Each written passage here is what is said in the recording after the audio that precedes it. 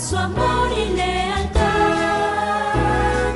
En el diario estudio de nuestra lección y la palabra viva de Jesús. Sí, diariamente estudiaré mi lección con fidelidad.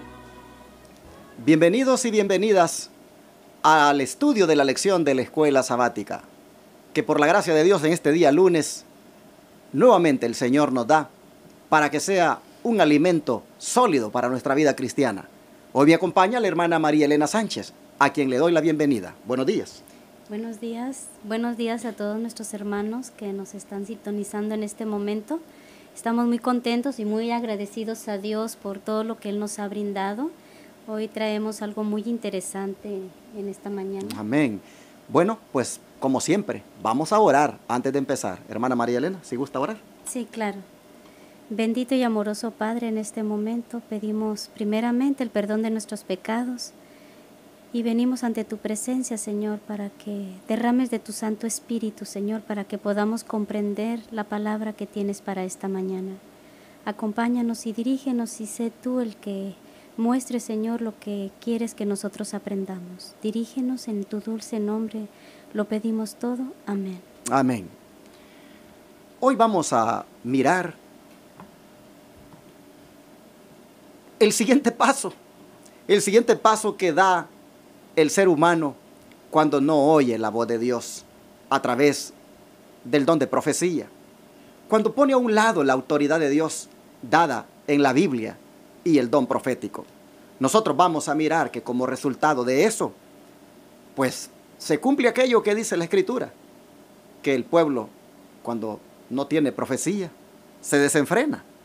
Pues nosotros miramos, hermana María Elena, que Israel hizo una imprudente decisión cuando se hallaba justamente en un débil estado espiritual. Pero, ¿quién fue responsable de aquella decisión? Para saber la respuesta, mis hermanos, les invito a ustedes también que abran sus Biblias en Primera de Samuel 4:2-4. Y dice así: los filisteos presentaron la batalla a Israel, y trabándose el combate, Israel vencido por los filisteos, que hirieron como a 4,000 hombres. Y vuelto el pueblo al campamento, los ancianos de Israel dijeron: ¿por qué nos ha herido el Señor ante los filisteos? Traigamos de Silo el arca del pacto del Señor, para que cuando entre entre nosotros nos salve de nuestros enemigos. Y el pueblo envió a Silo y trajeron el arca del pacto del Señor Todopoderoso, asentado entre querubines. Los dos hijos de Eli, Ofni y Finés, estaban allí con el arca del pacto. ¡Qué grandísimo error! Dos personas que no estaban completamente consagradas a Dios, que no estaban haciendo la voluntad de Dios y que por mal testimonio estaban ellos tomando un arca que no les correspondía a ellos tomar. Porque recordemos que solamente el sacerdote podía entrar al lugar santísimo, pero una vez al año, pastor. Hermanos, yo miro aquí como una cascada. Ayer nosotros mirábamos que todo estribó en el sumo sacerdote, cuando por no ejecutarse la sentencia rápidamente, pues el corazón de sus ministros, él permitió que siguiera corrompiéndose y no hizo nada por evitarlo. Digo que comenzó allí, y esto es una cascada, porque ahora encontramos, hermana, que la idea de ir a traer el arca para traerla al campo de batalla, mire usted, según el verso 3, ¿de quién provino? Si lo lee otra vez, solo el 3. Y vuelto el pueblo al campamento, los ancianos de Israel dijeron. ¿Quiénes fueron? Los ancianos. Hermana, es que mire. Personas que no les correspondían. Sí, pero note usted, hermana. Cuando ya el pastor ya anda desviado, ¿qué se puede esperar de los ancianos? Sí. Nosotros encontramos aquí, hermanos, que la iglesia andaba tan corrupta, su liderazgo, los príncipes del pueblo de Israel, miraban tan generalizada la corrupción que les parecía tan normal, que ahora Exactamente. les parece, pues, Normal. hasta normal que se cometa ese sacrilegio de ir a agarrar un mueble santo para traerlo a un campo de batalla. Oh, miren ustedes, hermanos, cómo se va degradando el pueblo en su liderazgo, comenzando desde la cabeza y ahora siguiendo con los ancianos.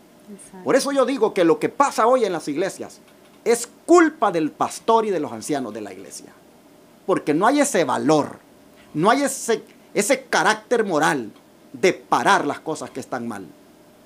Y como el anciano mira de que el pastor, pues él es compasivo y él es permisivo, pues los ancianos entonces se alían con él y hacen cosas que son desagradables delante de Dios. Miren, ayer hubo un punto que no lo comentamos, y es el hecho de que algunas veces como líderes, en esa permisividad, nos vamos, hermana María Elena, por aquello de que, pobrecita la hermana, La no, compasión. ay, ¿cómo le vamos a llamar la atención por eso? Pobrecito el hermano, mira, él hizo su mejor esfuerzo, ¿cómo le vas a decir eso? No, además, es mi amigo, Ujú. es mi amigo. Hermana, Elí pudo haber detenido todas estas cosas, pero los ministros del pueblo eran sus mismos hijos.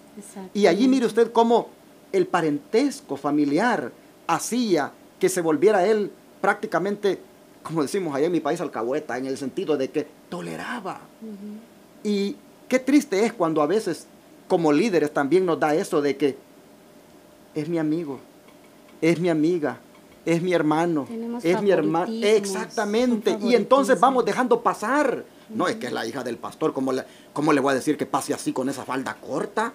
No es que es la hija del pastor, ¿cómo le voy a decir que cante así toda maquillada? No, se va a enojar el pastor conmigo. ¿Qué importa que se enoje el pastor? Aquí la iglesia no se dirige por amistades, por amiguismos. Aquí se dirige por principios. Y nosotros encontramos, desgraciadamente, que cuando aquel liderazgo se corrompió y puso a un lado la autoridad de Dios, ahora encontramos que los mismos ancianos van siguiendo la cascadita y van diciendo, pues entonces, pues ya este asunto ya está corrompido, vamos a traer el arca, ¿qué les parece? Y allá vienen los dos ministros cargándola, siguiendo a donde el pueblo quiere ir, llevando prácticamente un mueble tan sagrado a un lugar donde no debería de estar. Hermana, como la lección decía, qué imprudente decisión tomó Israel cuando se hallaba en un débil estado espiritual. ¿Y quién fue el responsable de esta decisión? La respuesta es los ancianos de la iglesia y los pastores. Sí, exactamente. Tristemente. ¿Qué le parece? Muy fuerte esta aplicación, pero es la verdad. Sí, y yo creo que eso se ve hasta en los hogares. A veces, como padres, no sabemos corregir porque, no, pobrecito de mi hijo, está pequeño. La historia se vuelve a repetir. Tanto si el problema está en el hogar, ¿qué va a ser de una iglesia? Elí no corrigió a sus hijos, no hubo disciplina, no hubo orden, no hubo respeto. Porque si leemos la escritura, mis hermanos, ahí dice que los hijos de Elí fornicaban ahí en la tienda. Exacto. Que es algo tan abominable estar ante la presencia de Dios. Horrible. Pero esto no duró mucho tiempo, porque cada vez que ellos hacían algo malo, el Señor lo iba reservando para su tiempo de juicio. Así es. Y bueno, mis hermanos, nosotros encontramos entonces bien apropiado el título, invocando un símbolo. ¿Símbolo de qué? Símbolo de la presencia divina. Hermanos, miren ustedes, la presencia divina ya se había retirado de ese pueblo. Desde el momento en que su liderazgo había puesto a un lado la autoridad de Dios. Hermanos, la presencia ya no estaba con ellos. Y sin embargo, ellos, en vez de invocar la presencia, invocan el símbolo de la presencia, el arca. Pero eso fue una imprudente decisión.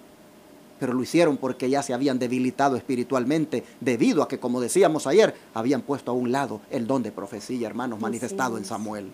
Bueno, hermana, ¿qué le parece si entramos en materia en cuanto a lo que dice el don profético en relación con esta decisión, pues, de imprudente que hizo Israel aquel día cuando estaban allí en la guerra. Claro que sí, miren hermanos, prestemos mucha atención a estas palabras y pongámoslas por obra y por práctica para que nosotros no cometamos los mismos errores. Esta expedición fue emprendida por los israelitas sin haber consultado previamente a Dios y sin que concurriera el sumo sacerdote ni profeta alguno. Aquí hay mucho para hablar, hermana. Sí. Mire, el Icabod, porque la lección de esta semana se llama de Icabod a Ebenezer. Aquí nosotros podemos ver por qué el Icabod llegó. Porque tristemente, dice, se fueron a la guerra sin consultarle primeramente a quién. A Dios. A Dios. Y luego ni pidieron la sacerdote. presencia de que el sumo sacerdote los acompañara y tampoco el profeta.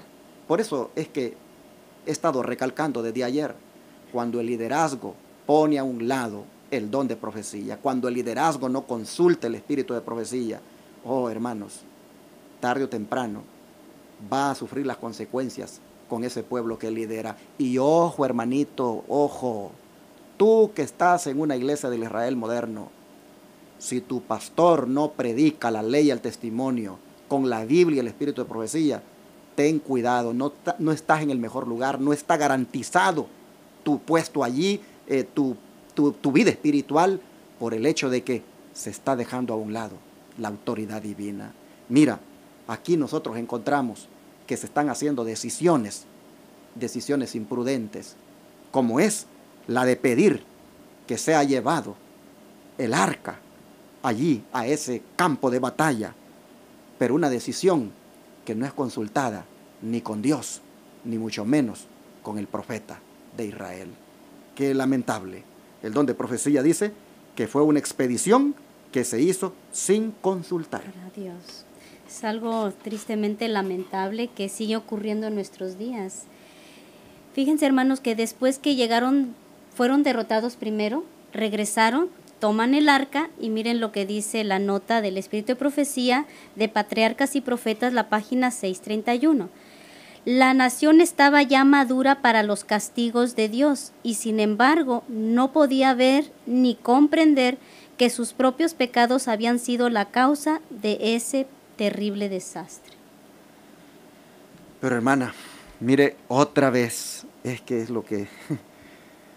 Y perdonen, hermanos, cuando yo hablo así, ustedes podrán pensar que yo tengo algo contra los ministros, contra los pastores. No, es que yo llevo esa responsabilidad, hermanos. Yo llevo esa responsabilidad de ser un ministro y un pastor, pero qué terrible cómo es uno de ciego, hermanos, que no quiere entender. Mire, hermana, mire lo que usted no leyó arribita. Dice, cuando el ejército regresó a su campamento, quebrantado y descorazonado, mire, los ancianos de Israel dijeron, ¿por qué nos ha herido hoy Jehová delante de los filisteos?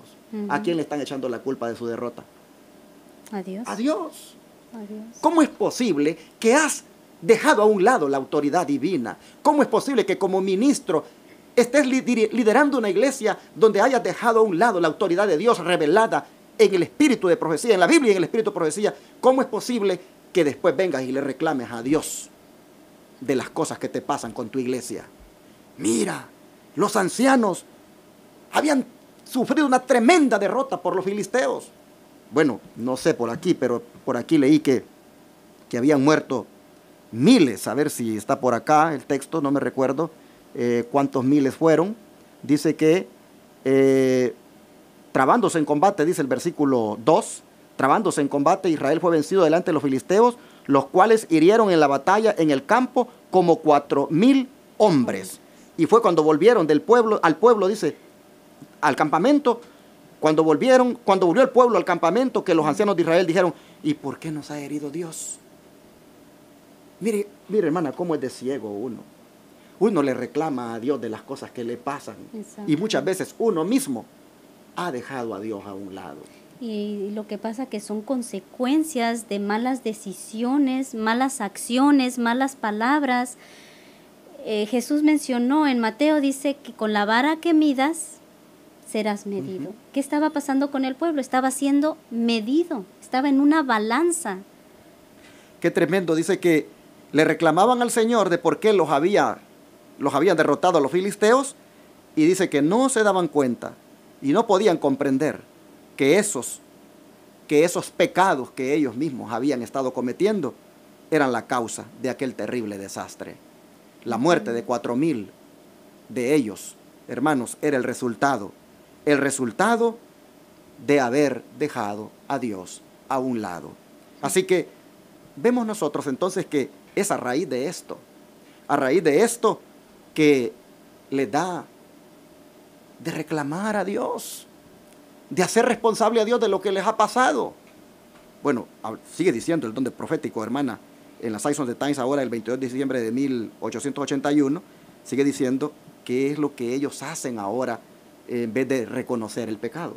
Dice, en lugar de confesar y abandonar los pecados que les habían acarreado la derrota, los israelitas empezaron a idear algunos otros medios para obtener la victoria. Entonces pensaron en el arca de Dios. Pero, ¿por qué pensaron en el arca de Dios? Porque dice la sierva del Señor, de que se habían hecho algunos prodigios cuando esa arca había estado con ellos. Por ejemplo, pasado. en el Jordán, en el río Jordán. En Jericó. Exacto. Entonces ellos, dice aquí la sierva del Señor, que del pueblo en el Jordán, dice, cómo sus aguas se separaron, dejando un camino seguro para aquella enorme compañía, para que pasara ahí segura. Oh, dice, ¿qué de la ciudad de Jericó? Cuando 7 días en solemne silencio y luego cuando sonaron las trompetas y el pueblo dio un gran grito, las macizas murallas cayeron en tierra. Pensaron en el arca de Dios y dijeron, bueno, si cuando el arca estaba con el pueblo, las aguas del río Jordán se detuvieron para que pasara el pueblo de Dios, y si cuando el arca estaba con el pueblo de Dios, las murallas se cayeron allá en Jericó, bueno, dijeron ellos, pues ¿qué les parece si mandamos a traer el arca? Y ya así, estos filisteos, pues no Ganan nos van, la guerra. sí, vamos a ganar esta batalla. Pero hermanos, como decía, desde más arriba, esa fue una expedición emprendida sin consultar y por lo tanto imprudente de parte de ellos. Porque, hermana, ellos lo que debieron haber hecho es, ¿en qué estamos fallando? Exacto. ¿En qué estamos nosotros mal para que hayamos tenido esta derrota? Y yo creo, hermana, que cuando nosotros, y usted, amigo televidente y radioyente, quisiera pues animarle para que también piense en esto, cuando nos pasan cosas, hermanos, no culpemos a Dios. No le digamos, ¿por qué, Señor? No, mejor meditemos. Meditemos en cómo hemos andado delante de Él y cómo tal vez con las conductas, hermana, con la actitud que hemos tenido como cristianos, hemos alejado a la presencia de Dios de nosotros. Y cómo realmente deberíamos, más bien, cuando vemos el revés, deberíamos más bien humillarnos, pedir perdón, confesar el pecado, porque eso es lo que debió haber hecho los líderes del pueblo, mas sin embargo le reclamaron a Dios en vez de confesar sus pecados. Pensaron, dicen, el recuerdo de aquellos gloriosos triunfos, y eso a ellos les llevó al pensamiento de que podía igualmente encontrarse un triunfo si se traía el arca. Pero, hermana, ¿qué demuestra la mala comprensión que tenían acerca del arca estos líderes? ¿Qué demuestra la mala comprensión que tenían de ese mueble tan sagrado? ¿Y cómo nosotros podríamos caer en la trampa ahora? Vamos a verlo. Vamos a leer para saber esto en 1 de Samuel 4:5 y dice así: Cuando el arca del pacto del Señor llegó al campamento, todo Israel gritó con tan grande júbilo que hasta la tierra tembló. ¿Por qué temblaron y por qué experimentaron ese júbilo? Que ellos pensaban que iban a tener la victoria, que iban a derrotar al pueblo enemigo. ¿Solamente porque tenían el símbolo? Hermanos, una cosa es el símbolo y otra cosa es la presencia divina. Exactamente. Ellos tenían el símbolo, pero hermanos, allí adentro del símbolo, adentro del mueble, allí había, ¿qué cosa, hermana? Los 10 mandamientos. ¿Qué había pasado con el liderazgo y el pueblo al cual dirigían en relación con esos mandamientos que estaban ahí? Los estaban quebrantando. pues estaban quebrantando, pero algo sorprendente, ellos se emocionan pensando que Dios estaba con ellos. ¿Cuántos de nosotros no estamos engañados de esa manera? Pensamos, ok, yo vivo mi vida, como lo que quiero, visto como quiero, pero Dios sigue conmigo, cuando en realidad Dios no está ahí. Exacto.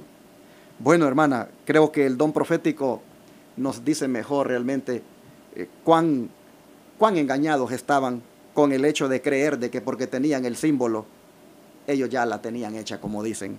¿Qué dice el don de profecía, hermana? Dice, Israel no consideró que era únicamente la ley de Dios la que otorgaba al arca su carácter sagrado y que su presencia les traería prosperidad solo mientras obedeciesen la ley de Dios.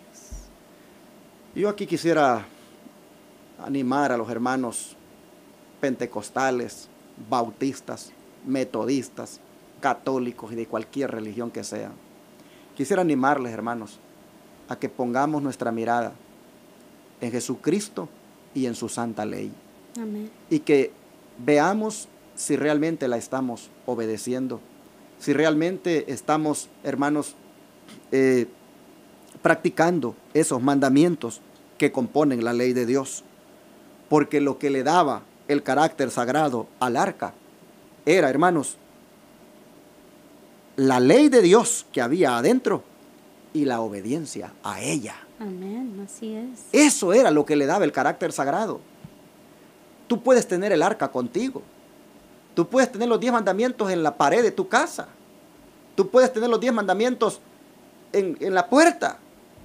Es más, tú puedes mirar los 10 mandamientos en una ciudad, allá en mi país. Bueno, aquí en Estados Unidos también lo hay, pero en mi país hay una plaza. Hay una plaza que es la plaza central de la capital, la plaza Gerardo Barrios. Y me recuerdo que una vez nosotros, los adventistas allá, hicimos un gran gozo y una gran alegría porque pues logramos colocar allí los 10 mandamientos.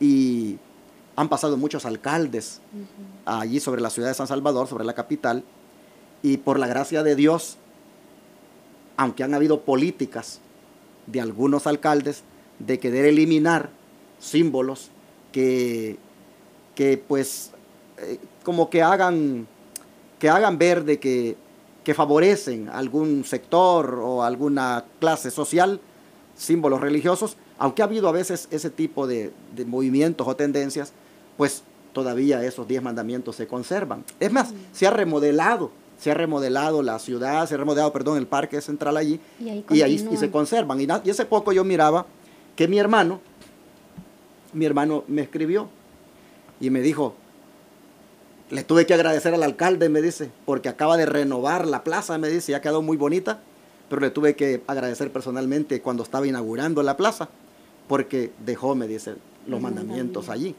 Pero hermana, tú los puedes tener en una plaza.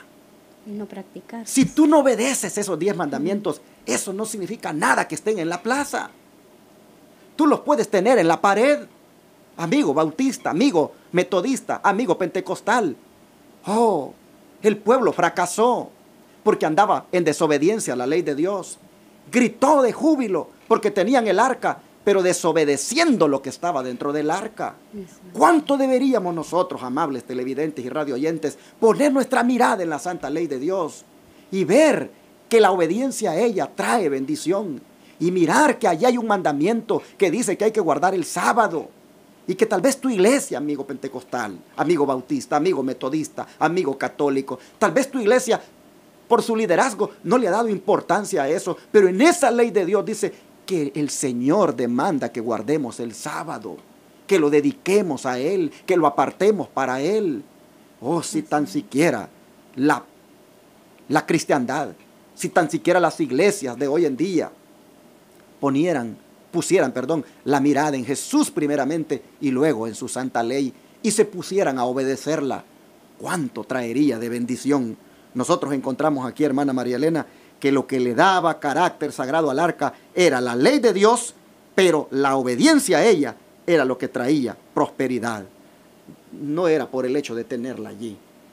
Imagínese usted, hay aquí en Estados Unidos, algunos lugares de gobierno donde tal vez previo, no sé, tengo entendido que en algunos lugares la han quitado, pero en algunas partes, pues están allí las tablas de la ley. Pero, hermana, lo que Dios quiere es que los países, las ciudades, los habitantes de las ciudades no las tengan de adorno en las plazas, no las tengan de adornos en la entrada de un edificio. Lo que Dios quiere es que se sometan a esa ley. ¿Cómo es posible que nos vamos a someter, hermana, a la ley de salud del Obamacare? Y nos vamos a someter a la ley de este otro presidente y de cualquier otro presidente, pero no nos sometemos a la ley de Dios. Pero es que hay algo interesante, pastor. El pueblo de Israel no se sometía a la ley porque no amaban a Dios. Amén, exacto. Hoy en día nuestros gobiernos, nuestros hogares, no amamos a Dios, porque en Mateo Jesús dijo, si me amáis, guardad mis mandamientos. Así es. Recordemos que la ley nos protege y la misma ley nos condena. En este caso, el pueblo de Israel no conocía a Dios, no amaba a Dios y no obedecía a Dios. Así que a ellos no les importó ir y tomar el arca. No se purificaron, no pensaron en cambiar, no humillaron sus corazones. Ellos fueron, tomaron el arca y se sintieron con derecho de hacerlo y decirle a Dios, tú nos vas a salvar, tú vas a ganar la victoria. ¿Para honra de quién? ¿De Dios? No, era para ellos mismos, pastor. Hermana, ¿y qué pasó con ese júbilo? Porque dice que cuando los filisteos escucharon aquella gritería, dice, y envió el pueblo a Silo y trajeron de allá el arca, dice el verso 4, del pacto de Jehová de los ejércitos, que moraba entre los querubines, y los dos hijos de Elí y Ofni y Fines estaban allí con el arca del pacto de Dios. Y aconteció que cuando el arca del pacto de Jehová llegó al campamento, todo Israel gritó con gran júbilo, que la tierra tembló. Y mire, cuando los filisteos oyeron la voz de júbilo, dijeron, con voz de gran júbilo está en el campamento. ¿Qué voz de gran júbilo? Dijeron, es esta en el campamento de los hebreos. Y supieron que el arca de Jehová había sido traída al campamento. Y mire lo que interpretaron ellos. Y los filisteos tuvieron miedo, porque decían, ha venido Dios al campamento. Y dijeron, ay de nosotros, pues antes de ahora no fue así. ¿Por qué dijeron, ha venido Dios al campamento? Porque ellos tenían conocimiento de que el pueblo peculiar de Dios en esa arca tenía prácticamente el símbolo de la presencia divina. Exactamente. Entonces, pero estos, mire, estos llegaron a interpretar de que Dios mismo había llegado allí porque era símbolo de la presencia. Pero nosotros estamos mirando de que el símbolo, sin obedecer lo que había dentro del símbolo, lo que la persona, hermanos, pudiera hacer con ese símbolo, no tenía ningún valor. Exacto. A menos que obedeciera lo que había allí. Pero como dijo la hermana María Elena, es que para obedecer eso había que tener amor. Porque como dijo Cristo, si me amáis, guardad mis mandamientos. Y lamentablemente, como dice la hermana, el pueblo cristiano ahora no quiere obedecer la ley de Dios. Y no se dan cuenta que con eso demuestran que realmente no aman a Dios. Porque la mejor demostración del amor es la obediencia a sus mandamientos. Exacto. Bueno, ¿qué sigue diciendo el don de profecía? Dice, sin embargo, en la actualidad vemos una ceguera similar y una falta de atención de parte de muchos. Dios ha dado al Israel moderno advertencias, consejos y reprensiones para llevarlos al arrepentimiento y a la reforma de la vida. Pero demasiado a menudo estos producen solamente una impresión momentánea. Una impresión. O sea, mientras está en la emoción, oh, está bien, Dios está conmigo. Pero miren lo que sigue diciendo, las personas amonestadas pronto regresan a sus propios caminos. Una cosa es reconocer las declaraciones de la ley de Dios y otra completamente distinta es obedecer fielmente y voluntariamente a todos sus requisitos. Tremendo. Podía haber mucho júbilo, podía haber mucha gritería, podía haber mucho gozo, mucho fervor, porque el arca estaba allí. Pero eso simplemente era, como dijo el apóstol Pablo, címbalo que retiñe. Es decir, era simplemente ruido. ¿Por qué? Porque realmente era nada más provocado por la emoción. Hay algo más esencial, hermanos, que la emoción. Algo más esencial que esos júbilos que se manifiestan en las iglesias. Lo más esencial es amar a Dios y guardar sus mandamientos. Y aquí la sierva del Señor, Ellen White, destaca esto como una ceguera que hay prácticamente en el pueblo cristiano. ¿Por qué? Porque cuando se está ciego, se actúa por emoción. Nosotros miramos aquí lamentablemente a un pueblo muy emocionado, que gritan de júbilo, que hasta los enemigos dicen, ¿qué pasó allí? ¿Qué júbilo el que se oye allí en el campamento de Israel? Pero hermanos, era simplemente emoción. ¿Por qué? Porque la verdadera esencia de la vida cristiana, ellos la tenían prácticamente echada a perder por no ser obedientes a Dios en cuanto a lo que Él pedía. Y esto debe ser una advertencia, dice la sierva del Señor, debe ser una advertencia para todos los adventistas. Exactamente. ¿Por qué? Porque el Señor nos está dando advertencias a través de estas lecciones, nos está dando consejos, nos está dando reprensiones, y Él lo hace para que nosotros nos arrepintamos y le entremos, hermanos, de verdad, a una reforma en la vida.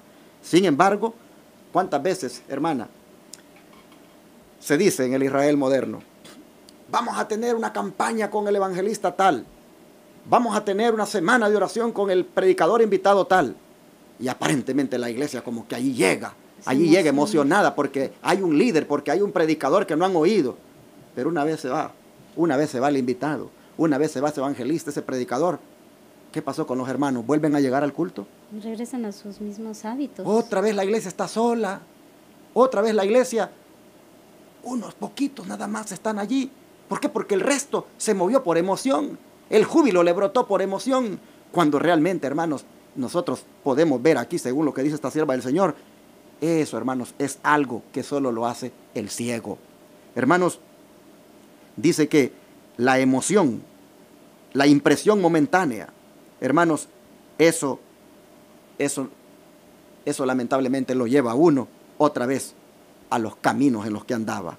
Así que el llamado de Dios ahora es, seamos obedientes, no al símbolo de la presencia de Dios, sino a Dios mismo y con lo que tiene adentro del símbolo, como es los 10 mandamientos.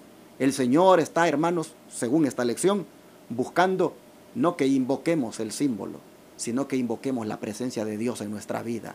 Lo que Dios está diciendo, hermanos, en esta lección es que los júbilos y las emociones y las algarabías por un símbolo no sirven de nada cuando no se está sometido a la voluntad de Dios y obedeciendo sus requerimientos dados en su santa ley. ¿Y por qué no se da? Como decía la hermana, porque el amor se ha enfriado y el amor, por lo tanto, como no está el amor a Dios en nosotros, eso no nos lleva, hermanos, a obedecer sus mandamientos. Así es, yo quiero compartir algo, hermanos. Si llevamos una vida desenfrenada, lejos de lo que Dios quiere para nosotros, va a haber un juicio. Va a haber un juicio por nuestras acciones, nuestras palabras. No sigamos mandamientos de hombres, como el apóstol Juan dice, si me amáis, guardar mis mandamientos, porque el que dice que me ama y guarda mis mandamientos y no guarda mis mandamientos, el tal es mentiroso y no hay verdad en él. Esto era lo que estaba manifestando el pueblo de Israel. Si el hombre peca contra el hombre, los jueces lo juzgarán. Uh-huh. Pero si alguno peca contra Dios, ¿quién lo librará, pastor? No hay quien nos libre de la ira del Altísimo. Y otra vez, hermanos, quiero volver a recalcar el hecho de que toda esta emoción y todo ese falso reavivamiento, ese júbilo falso que se dio allí, pues en cierta manera era el resultado del mismo liderazgo, de los ancianos y los sacerdotes, en este caso, de los pastores y los líderes de las iglesias. ¿Por qué? Porque no habían guiado al pueblo hacia la obediencia. De manera que yo quisiera decirte a ti, apreciado hermano, si tu pastor, si tus líderes en la iglesia son de aquellos que dicen, malditos los que están bajo la ley, y esos adventistas están malditos por guardar su sábado, ten cuidado si tú oyes ese tipo de expresiones en tu iglesia, porque lo único que estás mirando allí es lo que sucedió allá aquel día, cuando el liderazgo igualmente solo motivó a la emoción, solo motivó a la prosperidad, solo motivó a que pues se puede lograr la victoria, pero hermanos, no obedeciendo en esencia a Dios y a sus santos mandamientos. Ten cuidado cuando un pastor en tu iglesia hable mal de la ley de Dios y diga de que ya no es válida y que no estamos obligados a guardarla y que ese sábado ya no existe. Ten cuidado, hermano, ten cuidado, porque aquí nosotros miramos que fueron los ancianos y los pastores los que lamentablemente indujeron al pueblo a la falsa prosperidad, al falso reavivamiento, al falso gozo, a la emoción solamente, cuando en esencia lo que había dentro del arca no estaba siendo obedecido. Que Dios te libre a ti de caer en ese error, de estar tú mismo participando de un júbilo falso, tú mismo participando de un falso reavivamiento, al estar desobedeciendo los mandamientos de Dios. Que Dios nos ayude y que la presencia divina la invoquemos al mismo tiempo que haya un compromiso de parte nuestra a ser obedientes a nuestro Dios. Vamos a orar para terminar y pedirle a Dios que nos ayude como pueblo, como hijos de Dios. Amado Padre, queremos, Señor, darte las gracias porque una amonestación más nosotros encontramos, tanto como líderes, como pastores, como ancianos y también como feligreses, en el sentido de que ¿qué es lo más importante como pueblo? Y es el amor a ti primeramente y la obediencia a tus santos mandamientos. Amén. Y no estar pensando que porque hay gozo, que porque hay júbilo, que porque hay prosperidad o porque hay esto o lo otro, por eso entonces disfrutamos de la presencia tuya. Señor, ayúdanos para que entendamos bien que en esta ocasión fue una imprudente decisión de el símbolo de tu presencia, llevarlo allí hasta como una especie de amuleto de buena suerte, cuando verdaderamente se desobedecía lo que había allá adentro. Oh Señor, te pido que nos ayudes a todos a ser obedientes a tus mandamientos y que no nos dejemos guiar por emociones, sino que con razonamiento, Señor, miremos si estamos agradándote al guardar tu santa ley. Amén. Padre Santo, bendícenos y ayúdanos a ser humildes y reconocer lo que está implicado en esta lección. Gracias, Señor, te lo rogamos en el nombre de Jesús. Amén.